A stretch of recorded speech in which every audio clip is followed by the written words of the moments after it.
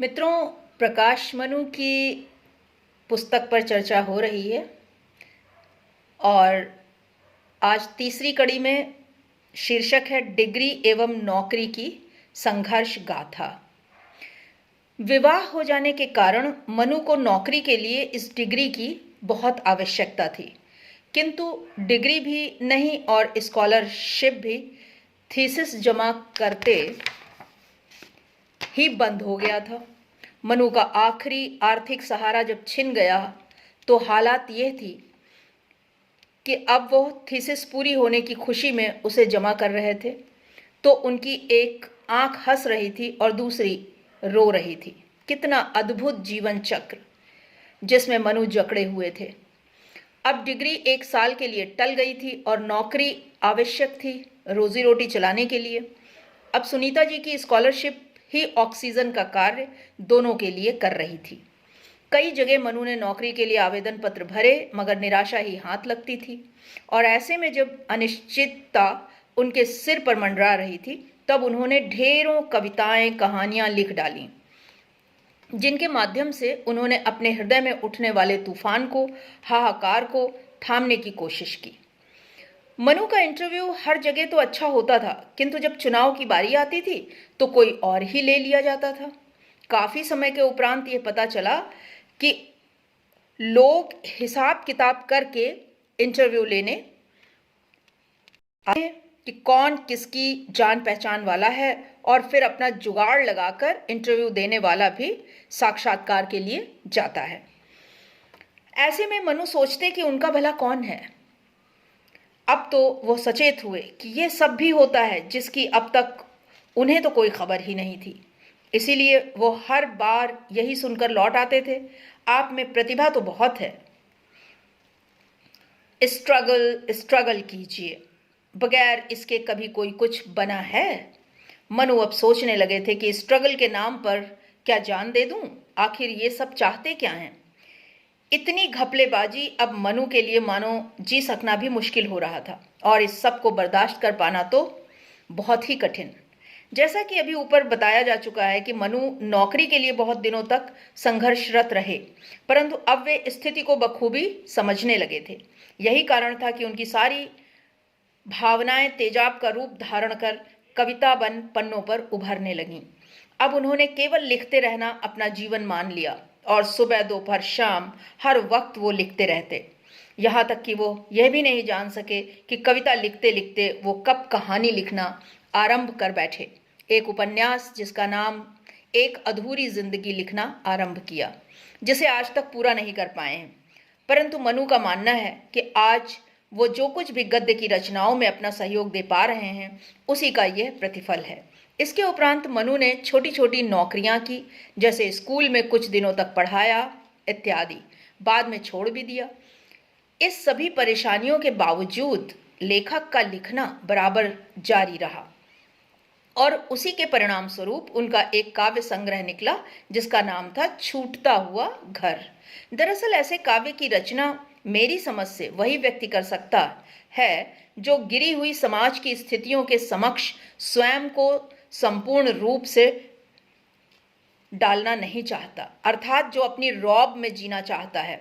वही इस काव्य संग्रह के माध्यम से भी यही बताया है कि जीवन एक लड़ाई है, बार बार की उठापटक, पिटते मार खाते स्वयं को बचाना है, हर तरह के अपमानों के बीच उन्हें जीना है, इधर से उधर भागना है, निरर्थक यात्राएं, धक्के और फिर थक कर हाँफते हुए बढ़ते चले जाना है। ये सभी कुछ केवल मनु जी ने ही अपने लिए नहीं बताया, बल्कि गड़बड़ परिस्थितियों में समझौता नहीं करेगा उसे ऐसे ही मार्ग से गुजरना पड़ेगा। मनु की कविता में बिंब के लिए अभिमन्यु ही सदा उन्हें जचा और उन्हें ऐसा महसूस होता रहा है कि मनुष्य इस समाज द्वारा ऐसे घिरा रहता है जैसे अभिमन्यु अपने चारों ओर से घिरा हुआ था और न्याय की संभावना वहां भी नहीं थी। इस समाज से भी नामुमकिन है। इस जीवन में एक लड़ाई तो है और जबरदस्त लड़ाई है, तो हादसे खुद ब खुद होते हैं और इन्हीं सबके बीच से जन्म लेता है काव्य। अगला शीर्षक है काव्य यात्रा। अपने जीवन की इसी जलती जमीन पर कड़वे अनुभवों को उगलना यानी कविता अर्थात छूटता हुआ घर। इसी काव्य संग्रह पर मनु को प्रथम गिरिजा कुमार माथुर स्मृति पुरस्कार भी मिला। मनु अपनी कविता के लिए लोगों से, उपभोक्तावादियों से कोई उम्मीद नहीं रखते। वो तो बड़े साफ अक्षरों में कहते हैं कि मेरी कविता इन सभी के लिए निरर्थक बूंद या जंगली फूल हो सकती है, लेकिन कविता के बगैर जीवन की कल्पना भी मुश्किल है, नामुमकिन है। अगर सचमुच कविता कविता होती है तो उसका जीवन में दखल होता ही है, और कोई कवि फायदे के लिए कविता कभी नहीं लिखता, बल्कि कविता रोटी में नमक के स्वाद की तरह हर कहीं मौजूद है।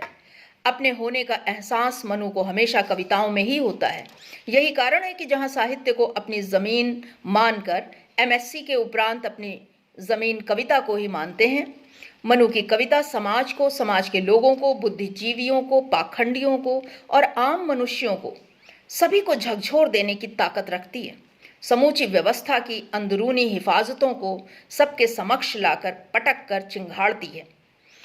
कविताएं क्या इसी के लिए भटके थे? क्या यही है असलियत, खाने के लिए और दिखाने के? और कौन पाठक नहीं समझ पाएगा उन्हें इन पंक्तियों के माध्यम से भला। छुओ मेरी अंतरात्मा का यह नंगा उजाड़, दोस्तों मैं जो आदमी था कुछ और होता जा रहा हूं। लिखते पढ़ते मनु जब 40 साल की उम्र पार कर लेते हैं तो जो कुछ भी इस लंबे उम्र के पड़ाव में पार किया उसे भी काव्य रूप में प्रस्तुत किया है। शायद इसीलिए पाठक वर्ग कहीं इनकी कविताओं पर आलोचना करते हुए इसे आत्मकथा कह देते हैं। किंतु सच पूछो तो कवि हो या लेखक वही लिखेगा जो उसने अपने जीवन में पाया होगा, जो अनुभव किया होगा और जैसे परिवेश को महसूस किया होगा। तभी तो कहा जाता है और कहा जाता रहेगा कि साहित्य समाज का दर्पण है। हाँ, तो बात हो रही थी मनु की कविता की, एक विशेष उम्र में लिखी गई कविता की, जो कुछ इस तरह से है। एक एक कर खोटे सिक्कों की तरह उछालते एक एक साल मैंने बिता ही लिए आखिर अपनी उम्र के 40 साल, 40 खोखले साल इस दुनिया में जिसमें नहीं तिल भर ममतालू जगह मेरे लिए, नहीं कंधे पर कोई हाथ, सामने कोई पगडंडी रास्ता। भला कविताओं को पढ़कर हम कैसे न कहें कि कवि की भावुकता कटु सत्य से भी संबंधित है, मात्र कविता नहीं है। क्या सभी विपदाओं को रोकर ही बताना उचित है? शायद नहीं। इसीलिए तो कहा जाता है कि साहित्य मानव को मानव के करीब ले जाने का नाम है। आप में से मनु से कोई भले ही परिचित ना हो, किंतु उनके साहित्य के माध्यम से उसे पढ़कर हर पाठक उनके जीवन का एक हिस्सा स्वयं को महसूस करने लगता है। क्या ये साहित्य की सार्थकता और मनु की यथार्थता का सही और उचित बोध नहीं है? मेरे विचार से थोड़ा और यदि उन्हें खुलकर काव्य रूप में जानना चाहें तो इससे भी जाना जा सकता है। प्रकाश मनु कौन है? कौन है प्रकाश मनु? वे बोले, जब मैं बोलकर उतरा मंच से मैंने खोला मुंह तो तमतमा कर निकले कई असुविधाजनक सच। मैंने कहा कि यह गलत है जो हो रहा है। कौन है यह प्रकाश मनु? प्रकाश मनु कौन है? क्यों घूम रहा है ये छुट्टा? आखिर सोच क्या रखा है सरकार ने? फिर सोचकर कहा कि छोड़ो, अपने प्रिय प्रधानमंत्री जी से कहेंगे हर संकट की तरह देश का यह संकट मिटा कर रहेंगे। आशा है न जानने वाले भी मनु को कुछ कुछ तो अवश्य जान ही गए होंगे, ज्यादा नहीं तो यह अवश्य ही कि स्पष्ट वक्ता, सत्यवादी और यही गुणों का नतीजा वह स्वयं है कि देते जा रहे हैं। साहित्य को पाने के नाम पर प्रश्न चिन्ह ही लगा देना बेहतर होगा। मनु लेखक ने पत्रकारिता के क्षेत्र में भी करीब करीब 1.5 दशक तक नौकरी की है और इस काव्य संग्रह के उपरांत उन्होंने एक उपन्यास लिखा जिसका नाम है ये जो दिल्ली है। इस उपन्यास का सच हम अगले वीडियो में जानेंगे। तब तक के लिए धन्यवाद।